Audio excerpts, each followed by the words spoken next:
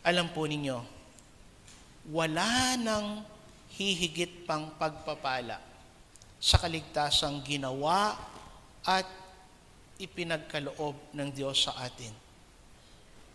Kaya nga masasabi natin, kawawa ang taong minsan o maraming pagkakataon narinig niya ang kaligtasang ito na ipinagkakaloob ng Diyos, pero binaliwala lamang niya. Pinalagpas niya yung pagkakataon na ibinigay sa kanya ng Diyos. Tandaan natin to.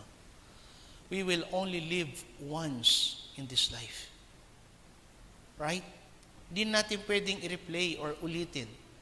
Di natin pwedeng hingin muli sa Diyos na give me another chance na mabuhay sa mundo and then correct everything na kailangan kong i-correct.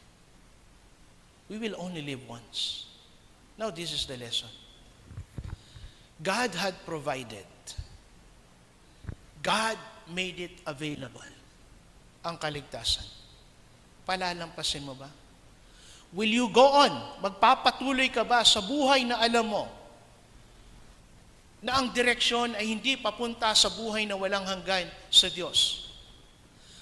Sapagkat kahit tao man lang, kahit tao pa lang ang magtatanong sa iyo, why would God allow you to go to heaven? Hindi mo masagot. How much more kapag lalapit ka na sa Diyos at ang Diyos mismo ang magsasabi sa iyo at magtatanong, bakit kita papapasukin sa aking kaharian? Upang may buhay na walang hanggan kasama ko. Mga kapatid, let me tell you frankly, ang buhay mo ngayon ang magsasabi kung ikaw ay handa o ikaw ay sumampalataya na kay Kristo. At kung ang pananampalatayang iyon ay kinabubuhay mo para kay Kristo bilang paghahanda sa buhay na walang hanggan. Bilang magulang o bilang sabihin natin sa isang employer, kung meron kang isang employee na patamad-tamad, sa kanyang mga responsibilidad, absent siya ng absent, at pinababayaan lamang niya, what would you do? Now, think about this, mga kapatid. Hindi po cheap ang ating kaligtasan. Huwag nating paniwalaan na ikaw ay sumampalataya and that's all.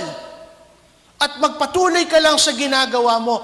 Ipagpatuloy mo lang ang prioridad mo. Ipagpatuloy mo lamang ang pag-abot mo sa iyong pangarap. Well, at least ikaw ay sumampalataya kay Kristo. Hindi ganon. Mga kabataan, pakinggan ninyo ko. Ang pananampalataya ay hindi paniniwala. Ang pananampalataya ay pagkakaroon ng ugnayan sa Diyos. It will affect your life. The first thing, the first effect, it will transform you. Babaguhin ka ng salita ng Diyos. Hindi katumbas ng pananampalataya ang pagdalo mo lang dito. Bahagi lang yan. Bahagi lang yan. Dapat makita sa pamumuhay meron ka na si Kristo ang una. Hindi dagdag si Kristo sa buhay. Amen?